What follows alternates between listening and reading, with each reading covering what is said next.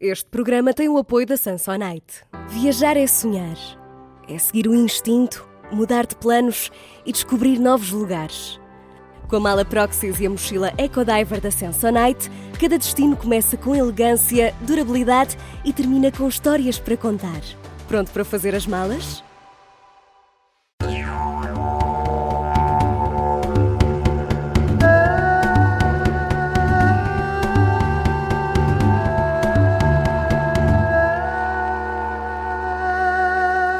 Sejam bem-vindos. Um pai e um filho estão a concretizar o sonho de muitos amantes de viagens.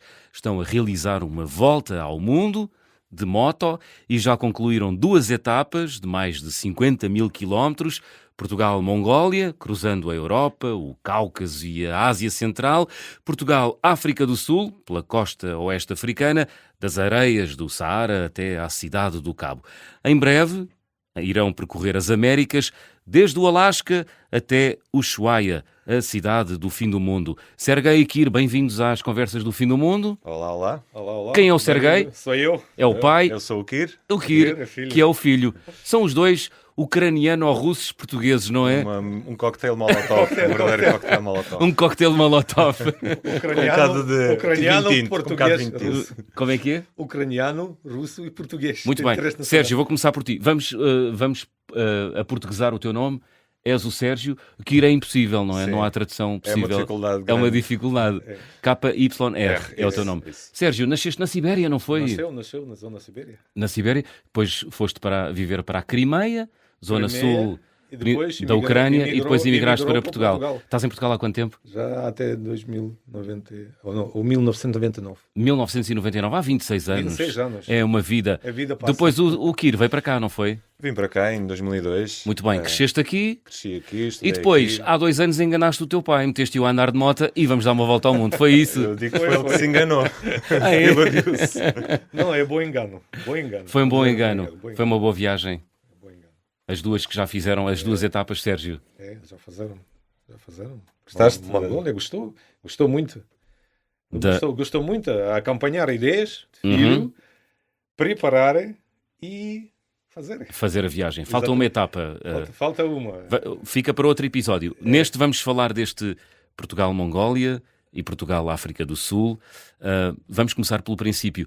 O teu pai, Kir, não andava de moto, pois não? O meu pai, além de não andar de moto, proibia-me andar de moto desde criança. Portanto, eu tirei carta aos 16 com o dinheiro da comida da escola, sem Sim. ele saber. Entretanto, Uau. nunca comprei moto, porque Sim. era inacessível na altura, mas sempre gostei de motas. Autocolantes dentro do armário eram de motas, Aham. aquelas revistas Playboy era com motas, portanto, era tudo por ali. Muito bem. No entanto... Não, depois ele pediu crédito para comprar a moto. Pai, ajuda aí, dá primeiro dinheiro, avança, e ele compra a moto e depois trabalha, retorna. Ok. Ele ajudou- A vontade era tanta que até pediram crédito Pediste um crédito para comprar a primeira moto? ao meu pai, pronto.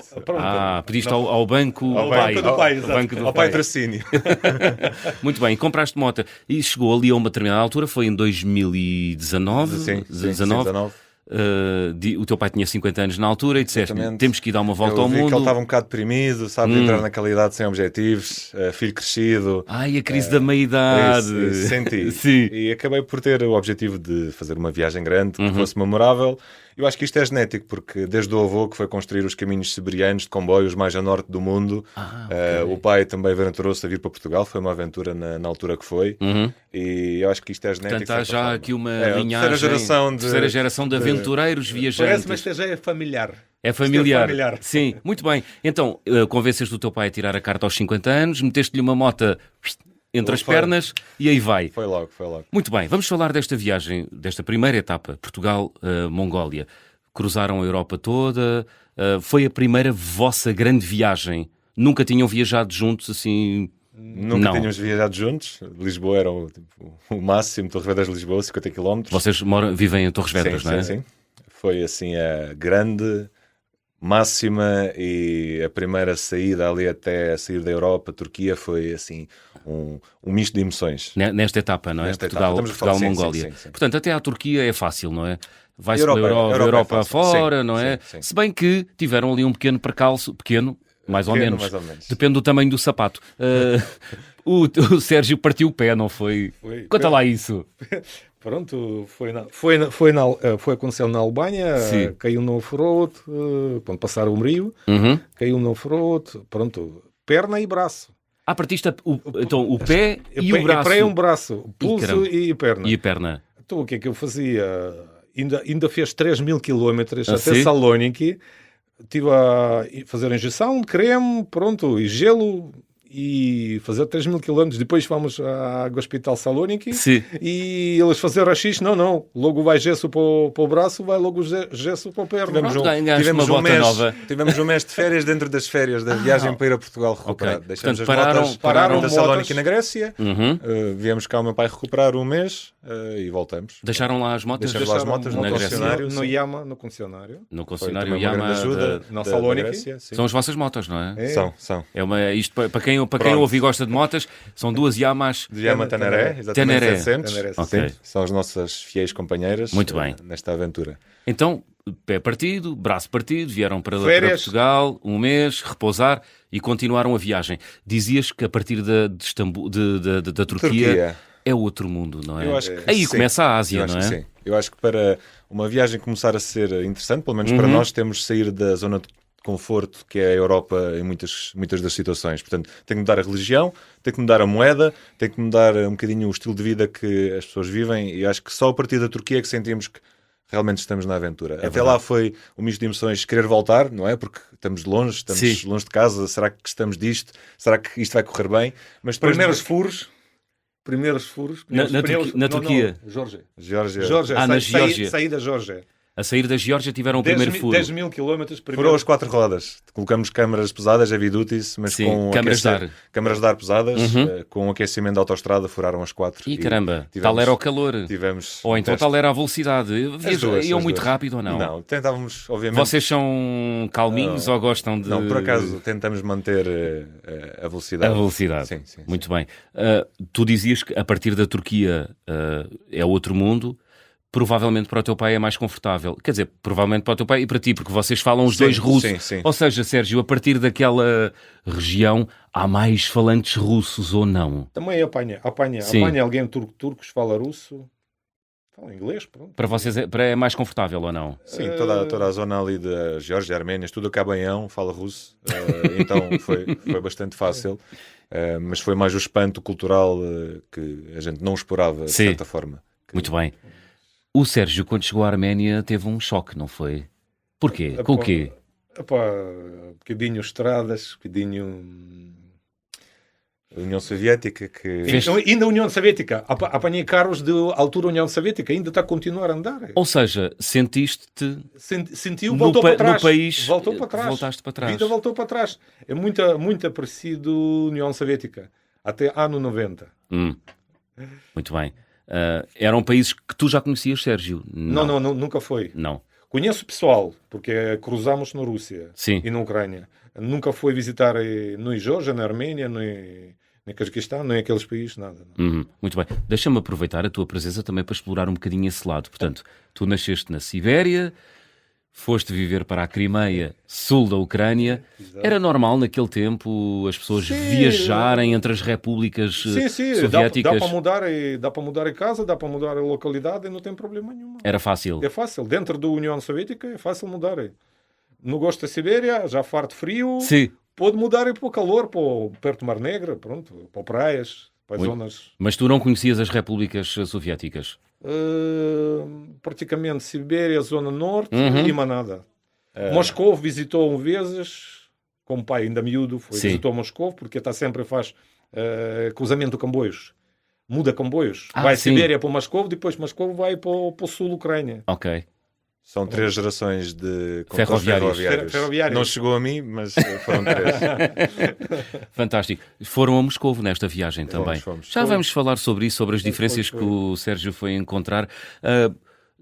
Entre a ligação Portugal-Mongólia de moto, qual é que foi a melhor zona Qual foi o melhor país? Qual foi o melhor momento, Kir? Sabes que é difícil responder a essa resposta porque depende de ti, do teu espírito no dia que estás a fazer a viagem, depende das pessoas que aparecem à tua frente. Sim. Eu acho que só por último é que das vistas, mas talvez o Tajiquistão, os Montes Pamir, pelo desafio que é atravessar as montanhas, são cerca de 1000 km de off-road, difícil, à beira de um rio, tens Afeganistão do outro lado, vês Mujaheds com AKs do outro lado, a passear nas montacas delas, a dizer olá, portanto é um bocadinho difícil também de altitude, são ponto máximo 5.600 metros. Essa foi memorável e acho que ainda bem que lá fomos, porque até tínhamos ideias de passar ao lado. E talvez a Rússia assim falando, a travessia que não estava planeada inicialmente, porque a ideia era enviar as motas de Mongólia para Portugal, mas com isto, a situação da guerra, o preço aumentou 5 vezes e acabamos por ter de pegar nas motas, atravessar a Rússia toda. E tirando as políticas, é um país que vale a pena culturalmente visitar. Ok, vocês fizeram Portugal, Mongólia e depois deram a volta por cima. Portanto, Finlândia, Rússia, Finlândia e por aí. 12.000 km da Rússia. Ainda fazemos até Finlândia. A Rússia é um país assustador no ponto que tu fazes 1000 km por dia, olhas para o mapa, estás no mesmo sítio e nada mudou. E na mesmo horário. No mesmo fuso horário. Exatamente. Pois, é assustador às vezes. Aquilo é um país-continente, não é? É muito grande. Para todos os efeitos.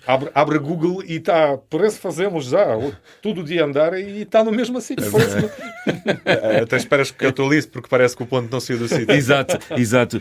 Mas, enfim, passaram pelo Cazaquistão, foram ao Mar de Aral, não foi? Fomos ao Mar de Aral, exatamente. Aquele lago destruído pela União Soviética, não é? Tem lá uns barquinhos ainda. Barquinhos no meio, podre, pronto. Barquinhos... Forajar. A ganância de arranjar água para regar a agricultura foi tanta que destruíram um mar inteiro. Mas quando dizem barquinhos, é barquinhos... Bom, barcos industriais, pescadores. Parados assim no meio da areia. Traineiras gigantes. Sim. Ok, boa. Sim, de lado um bocado adormecidos. E passaram também no cosmódromo de... Este aqui não me atrevo a dizer... o cosmódromo Baikonur. Tivemos uma aventura engraçada lá que foi, paramos à entrada. Isso foi de onde saiu o Yuri Gagarin. Que era um herói na União Soviética, não era, Sérgio? Aquela zona parecida, União Soviética, parecida. Casas, daqueles 5 andares, praticamente trabalhadores que ele trabalha, sempre vai no autocarros acompanhado com carros polícia. Os trabalhadores do Cosmódromo. Exatamente, Cosmódromo. Só vão trabalhar acompanhados de polícia. Exatamente. Porque é um local secreto. Sim, mas o Gagarin é um herói na Rússia, não é, Sérgio? É russo. É mesmo. Tu cresceste na Rússia. Eu cresci na Rússia. Até eu que sei que é um herói. Exato. Mas ias a dizer que aquilo na entrada tem lá uma demonstração dos rockets parados e nós com aquele intuito, vamos visitar isto lá dentro, vamos ver como é que é mesmo o cosmódromo. Chegamos à porta e fomos de uma forma muito simpática ditos, olha, por favor ponham-se daqui a andar porque não é possível entrarem sequer aqui na zona de controle. Portanto é mesmo rígido. Há visitas guiadas que fazem, por exemplo, quando há um lançamento de uma nave espacial, mas custa à volta de 3.000 euros. Portanto, estar lá dentro a ver... Porque do portão não se vê nada, ainda são cerca de 30 km até ao sítio que fazem o lançamento das naves espaciais. Pois, tem ali uma zona... Mas estavam 55 graus de calor. 55? Uau! Reterei fita no monta, a fita isoladora no monta, começa a descolar e desenrolar. A fita isoladora, sim. Acho que foi a situação assim mais difícil, porque aquele conceito de beber água já não funciona. Portanto, desidrata. Nós bebemos cada um cerca de 7 litros de água por dia e continuavas a desidratar só com os eletrólitos da farmácia que a coisa começou a funcionar, porque o suor é tanto que a própria água que bebes acaba por tirar os sais. É muito duro do ponto de vista físico fazer uma viagem destas. Muita vento e calor. Muita vento lateral e calor. Muito vento lateral lá no Cazaquistão. Sim. Como são planícies, acaba por criar aquelas rajadas de vento que... Vocês atravessaram... Mete balde de água aí de cima do vestido e a partir de 10 minutos já está seco. Está seco. Vocês atravessaram o Cazaquistão em que mês? A primeira foi julho, depois atravessamos porque para voltar outra vez para a Rússia foi agosto, portanto foi ali na altura de calor máximo. Ok, portanto vocês foram para a Mongólia e depois voltaram pela Ásia Central novamente nós e para subiram. Chegar ao Tajiquistão tivemos de atravessar o Cazaquistão. Ok. depois de fazer a volta no Cazaquistão, tivemos de regressar outra vez ao Quirguistão e fazer outra vez o corte lá para cima para a Rússia através do Cazaquistão. Portanto, Cazaquistão conhecemos como se fosse a nossa palma da mão. Boa, então... Também só tem 3 estradas. É uma para baixo, uma para cima e uma para os lados, é? Uma sempre em frente, uma sempre para trás e uma para o lado, só ver. Muito bem. Esta etapa Portugal-Mongólia, Mongólia-Portugal, portanto foram lá e voltaram, foi feita em 4 meses, certo? 4 meses. 4 meses, 33 mil quilómetros.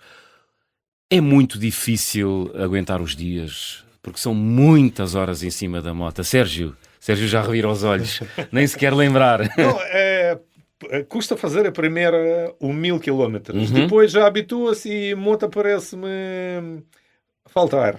Tudo de manhã levanta-se, arruma coisas, mete na moto e siga.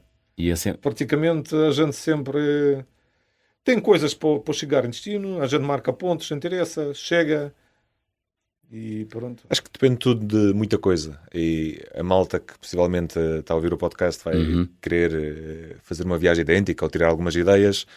Eu acho que primeiro é importante ir, porque se nunca formos, nunca conseguimos perceber como é que vai ser. Sim. Eu prefiro ir e falhar e voltar do que nunca tentar na vida. Esse é o primeiro ponto.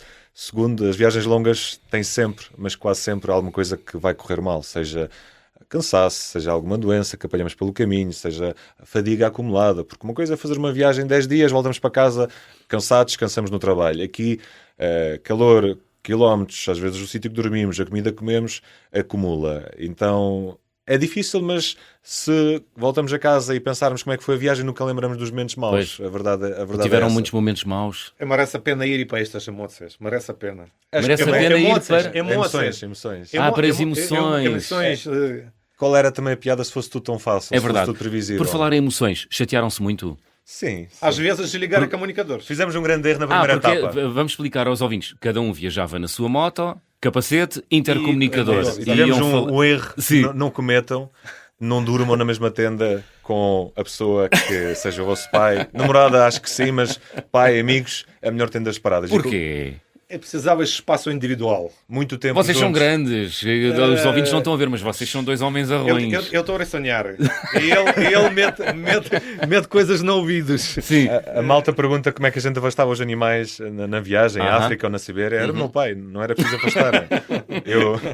Não, mas chatearam-se ou não? É normal. É normal. Muito normal. tempo juntos, muito tempo a habituar-se a um ao outro. Exato. E muito tempo a ver os defeitos um do outro. Muito bem. Mas como somos idênticos, acabamos por... Kiro, o que é que tu descobriste sobre o teu pai que não sabias? Que é uma pessoa teimosa. Teimosa. Muito teimosa.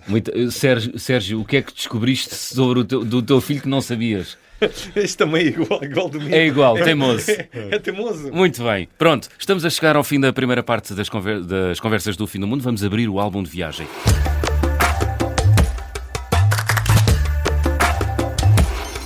Kiro e Sérgio trouxeram desta viagem algum objeto que seja especial? Tivemos 2 dias a pensar nesse objeto. Ok. Não trouxemos porque o que a gente traz da viagem e o que a gente se lembra da viagem é os momentos, as emoções e não as coisas materiais. Portanto, temos lá uns sapatos, temos lá uns canecas oferecidas, temos lá uns copos de vodka, temos lá a Nossa Senhora de Fátima, mas a verdade... Vodka e Nossa Senhora de Fátima. As Vamos explorar essa relação. Isso é interessante. Na segunda parte das conversas do Fim do Mundo, onde vamos de moto de Portugal até à cidade do Cabo. Até já!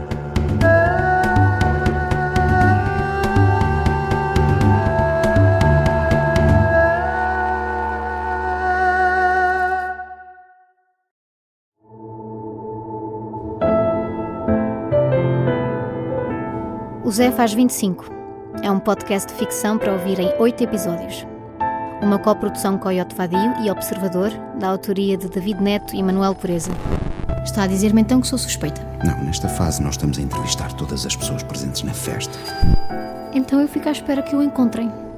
Vivo ou não.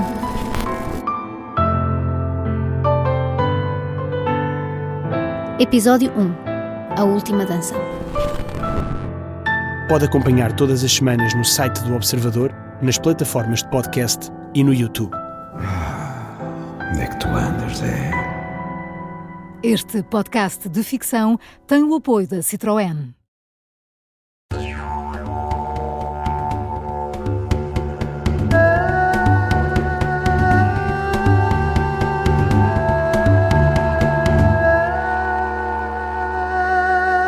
Estamos de regresso para a segunda parte das Conversas do Fim do Mundo, esta semana com 2 viajantes, pai e filho, que estão a realizar uma viagem de volta ao mundo, de moto, em etapas. Na primeira parte já falámos da primeira etapa, Portugal, Mongólia, Mongólia, Portugal.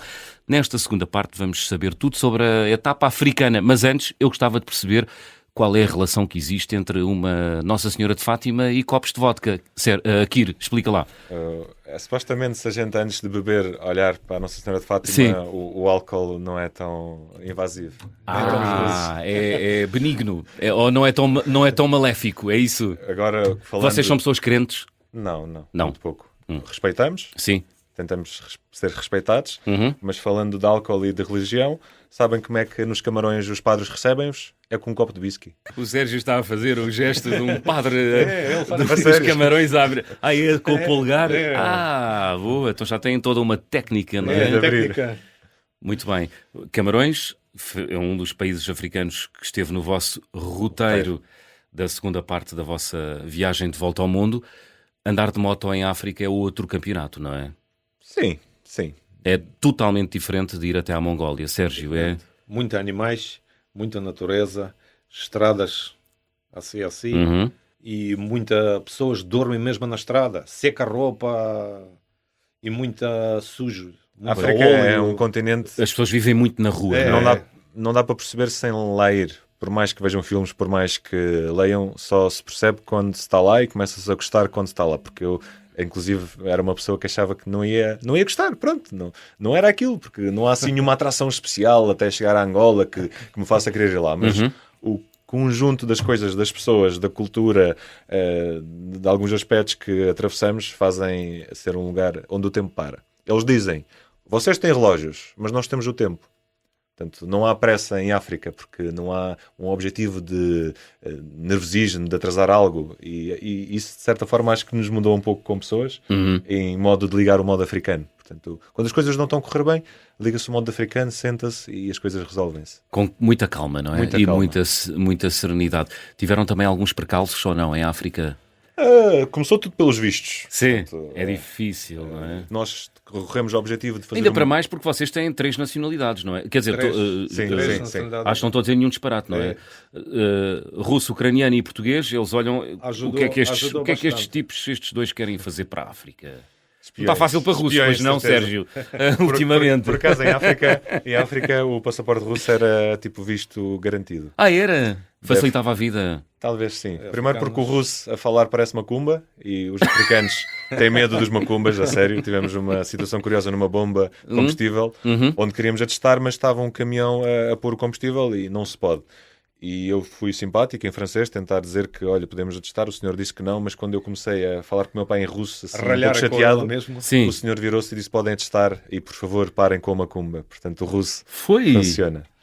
Depois também com a ligação política, que supostamente a Rússia ajuda alguns países, ou ajudou em tempos com armamento, com comida, com apoio. E muitas pessoas do lado da África estudaram na Rússia. É verdade. Militar, médicos, todas... O médico que me curou da malária era russo, curioso. Até mostrou um álbum das namoradas russas. Eu achar que era a mesma, mas não, eram várias. Portanto, apanhaste malária. Sim. Foi difícil. É mais complicado.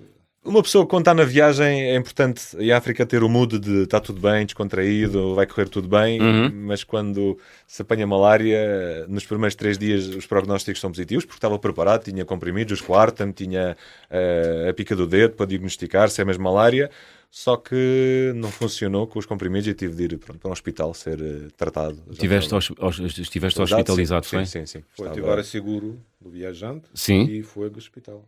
3 dias com... Onde é que foi? Foi Camarões. Nos Camarões. Ok. Não foi com o whisky. Não curou. Se calhar bebi pouco whisky. Conta lá essa história do padre nos Camarões. Nós, se calhar de certa forma é importante para as pessoas perceber, o nosso conceito de viagem é ser o mais económica possível, é pouparmos o máximo de dinheiro possível e ser apenas o dinheiro da comida que trazemos muito de casa e do combustível. Portanto, não há hotéis na nossa viagem.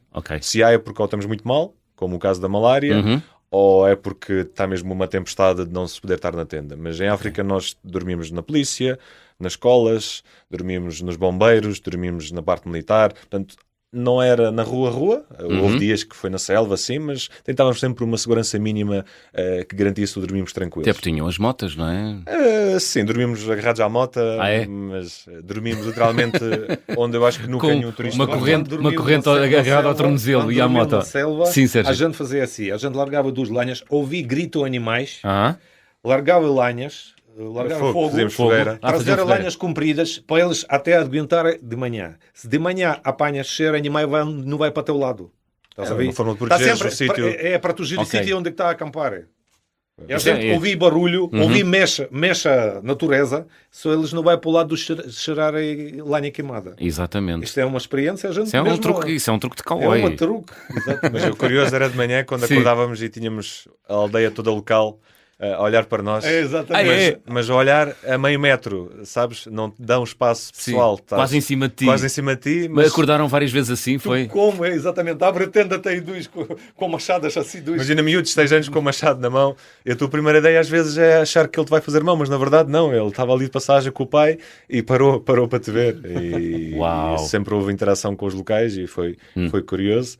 Eles querem ver porque acho que não houve nenhum branco, na verdade, que dormisse lá assim na aldeia deles. Por norma, os turistas tentam optar por hotéis, por reservar-se num sítio mais seguro. E estão ali 2 pessoas seminuas, né, que tu sais da tenda com o calor e para eles, se calhar... Exato, o que é que eles estão aqui a fazer? Mas a história do padre dos Camarões... Chegámos a uma igreja, entrava... Tem lá uma segurança, perguntar como pode falar com alguém responsável e ele chamou o padre... E o padre parece-me falou... O padre era italiano. Italiano, era fala Ricardo. Português, Ricardo. Ele falou muito Estava numa línguas. missão e disse-nos, claro que sim, abriu-nos a escola, onde pusemos as motas, as tendas, e fomos jantar com eles, com 4 padres. Ele perguntou o que é que vocês de comer, ele mandou locais montar galinhas. Matou a galinha. Vestiu mesa. Sim. Jantamos muito bem. Um banquete. Tipo banquete. E whisky. E o whisky. Generoso. A garrafa estava toda disponível, se quisesse. Tudo à grande. Não, mas fez alguma comissão na cabeça, que era pensar como é que nos países o álcool é proibido e aqui é completamente normal os padres recorrerem um bocadinho, pronto, então, mas matar também são malária. humanos e todos os homens pecam, não é? Sim. Muito bem. Olha, e sobre as armas? Tiveram muitos encontros, já me falaste aqui do Pamir, onde vias lá do outro lado. Do outro lado os afegãos armados, não é? Com as AK-47, mas passaram muitos checkpoints, foram muito... A Nigéria, de certa forma, se calhar é um país que toda a gente tem algum receio, inclusive a senhora da embaixada que nos disse que vamos sobreviver só 3 dias porque no quarto vamos ser raptados ou mortos, quando nos fez o visto. Não estou a brincar, disse mesmo isso. Foi? Mas claro. Não dá muita confiança. Mas porquê que vocês querem ir para a Nigéria? Essa senhora não pode vender o país, não é? Não pode... Acho que o objetivo dela é não vender, até porque para fazer esse visto tivemos de encontrar uma nigeriana que nos fizesse um convite, ir ao Ministério de Negócios, ir a um solicitador. Eu acho que eles arranjam tipo uma lista impossível de documentos que tens de juntar e tentam que tu desistas a meio. Mas nós não desistimos e conseguimos o visto ainda em Portugal. Portanto, a Nigéria é um país que, não só pela estatística, é onde tem mais raptos de pessoas, é onde há mais crimes violentos e é um país que em 100 km tem 100 postos de controle. Quando falo postos de controle é... pessoas de fato de treino, iguais a ti e a mim, não estou de fato de treino, mas imagina tu, com uma capa, ou 2, e uns troncos de árvore que cortamos para pôr na estrada. E o nosso objetivo é extorquir o máximo de dinheiro das pessoas que passam por aquele local. E isto recorrente 1 em 1 quilómetro. Portanto, chegaram-nos a apontar a capas para parar. Apontaram?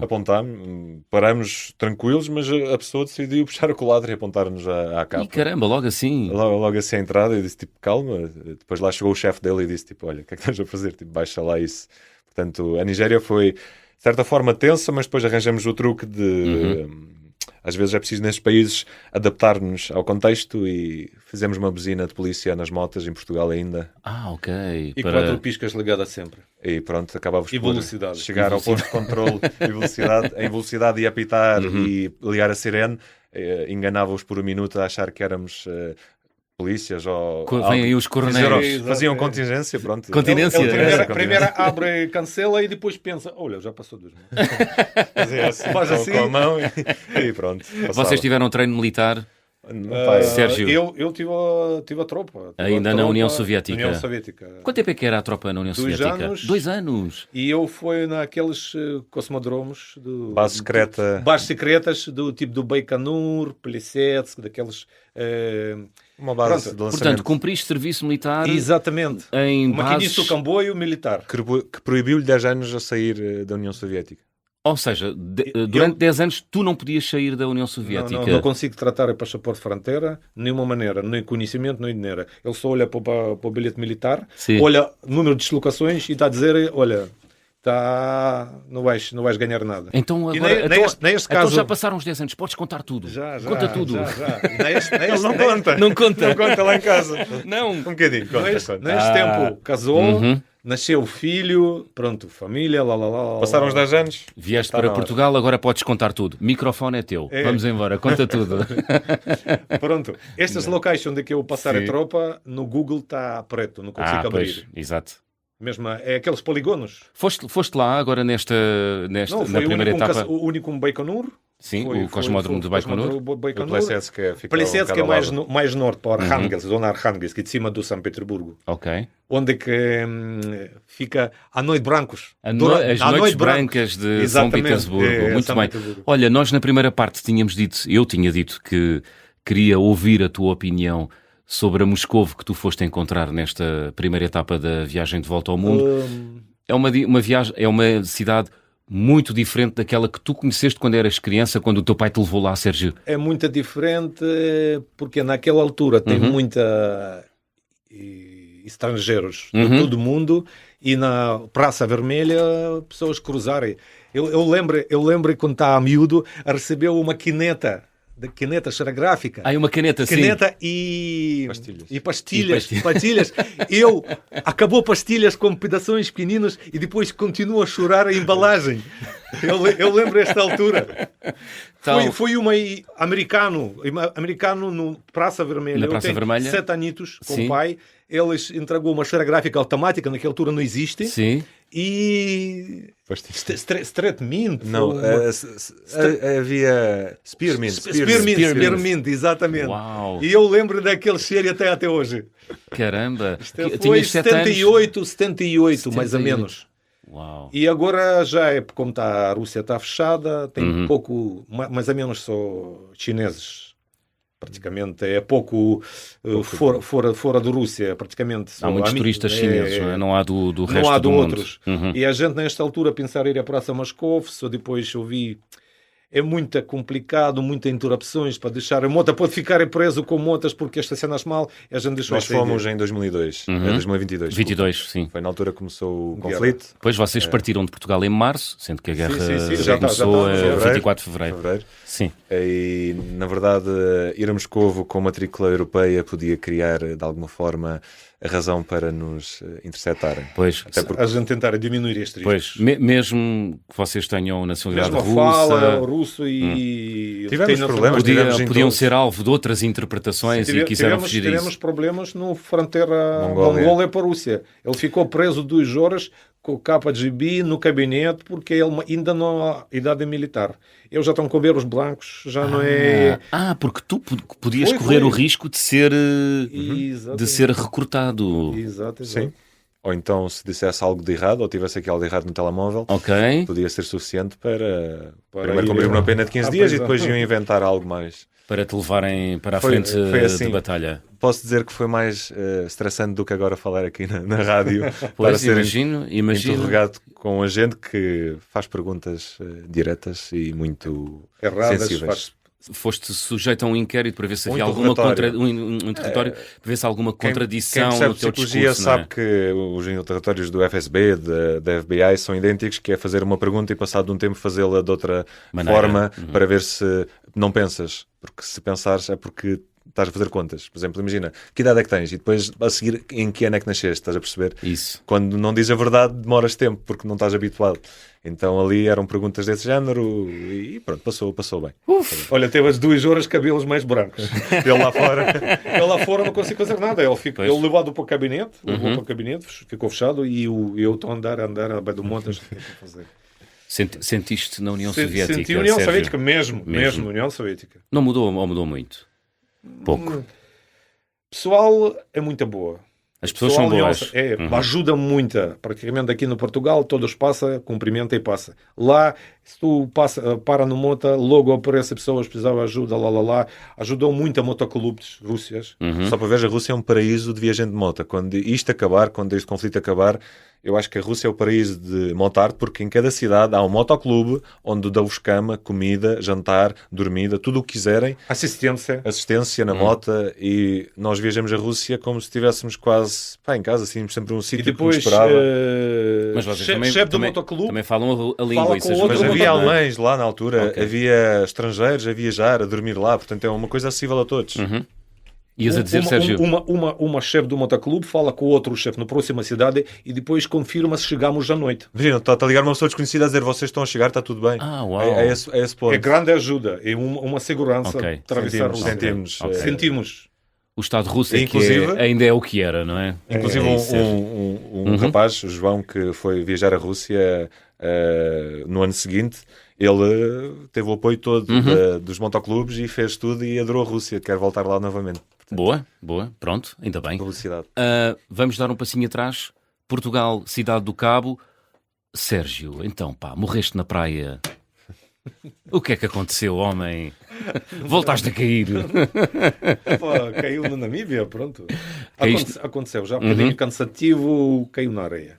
Caíste na areia? Caiu na areia por 120 por hora. Ui, 120 a hora, caíste na areia. Apanhou uma fosso, o cérebro já está cansado, tem que acelerar um bocadinho mais, fechou um bocadinho o acelerador. Apanhou o offside. E deste um trambolhão, aconteceu-te alguma coisa? 4 castelas, 2 colunas, joelho. Ai. E mota também um bocadinho ficou. E a mota ficou um bolo. Um bolo todo embrulhado. Mais ou menos. Mais ou menos. Muito bem.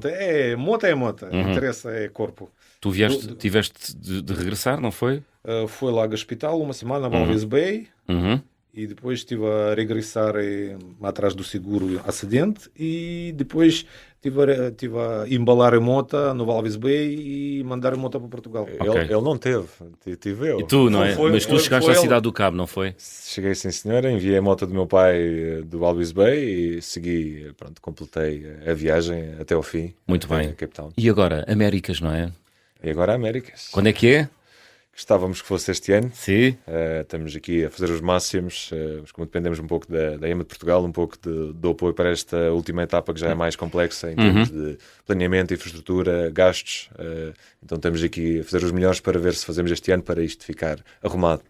Muito bem, venham de lá as Américas e muitas aventuras para contarem aqui nas conversas do Fim do Mundo aos nossos ouvintes, porque eles merecem. Estamos a chegar ao fim. Vamos fazer check-out? Então, vou pedir-vos para completarem as habituais frases. Na minha mala vai sempre... O que é que vai? Toalhitas. Água e toalhitas. A viagem com mais peripécias que realizei até hoje? África. Parte subsaariana. Foi? Senegal até Angola, sim. Imagina aquelas selvas, aqueles trilhos. Catanas no estradas, lama, selva. Lama. Olha, o carimbo de passaporte ou o visto mais difícil de obter? Nigéria. A tal história que contaste há bocado. A recordação de viagem mais cara? São as pessoas que encontramos. Se não for material, o enviar a moto do meu pai para Portugal foi 6.000 euros. Caramba, é preciso... E 9 meses. Chegou de lado, revirada, com gasolina a sair. Só chegou 9 meses depois. Mesmo com a gasolina africana, ela pegou logo a primeira. A refeição mais estranha, qual foi? Minhocas Mopan, na Namíbia. Aquelas minhocas verdes, gigantes, que correm as árvores. Ofereceram-vos ou vocês tiveram que comer, tal era a fome? Foi uma festa. O meu pai não quis, eu comi, para dizer mal, é uma grande... Porcaria. Não presta. Pronto, há que dizer. Sabores locais, locais está a saborar, olhar para aquele para comer e olhar para aquilo, depois olhei para o prato, não. Muito bem. Gostava de viajar com? Acho que é o meu pai. É? E tu, Sérgio? Com o filho. Com o filho, muito bem. A gente tem divisores no nosso projeto. Sim. Ele trata a parte comunicação. Apesar de chatear-nos, fazemos uma equipa. E fazem um bom trabalho. Vocês têm uma conta Instagram que são... vocês Iron são Butt Rider. Iron Butt Riders. Muito bem. E a gente faz assim, dividido. Eu faço comida, camping, preparação, motas, e ele faz outro. E tu fazes as quedas. Também é parte da viagem. Faz parte da viagem, claro que sim. Vocês são incríveis. Não aconteceu nada na viagem. Estão cá, estão vivos, isso é que interessa. Exatamente. E são espetaculares. Obrigado, Vocês são incríveis. Falta a música, qual é que é? Vamos embora. Quem diz uma qual música é? mítica, Mítica. que ouvimos na nossa viagem se calhar Sim. 1 milhão de vezes. Nos Chama-se intercomunicadores? Intercomunicadores a Cantavam partilhar. juntos. Cantávamos super Sim. mal, estávamos os maus espíritos, mas é Doroga, que traduz-se em estrada, é uma banda mítica russa chamada Auktion, e acho que transfere aquilo que a gente sentiu na viagem, e pelo ritmo, pelo que a música diz, e se fala da estrada, o que é estar numa viagem. Muito bem. Sérgio, valeu a pena tirar a carta aos 50 anos? Vale a pena. Outro mundo, outra história, outro... Ele ficou mais novo, 20 anos, assim, tipo, se quiserem Pronto. reduzir a idade... O FSB deu-lhe muitos cabelos brancos lá na Mongólia, mas depois foi colori-los para a África. Sérgio e Kir, muito obrigado. Obrigado por terem vindo às conversas do Fim do Mundo. Já sabem, estamos de regresso de hoje a 8 dias. Sejam bons e boas viagens. Obrigado.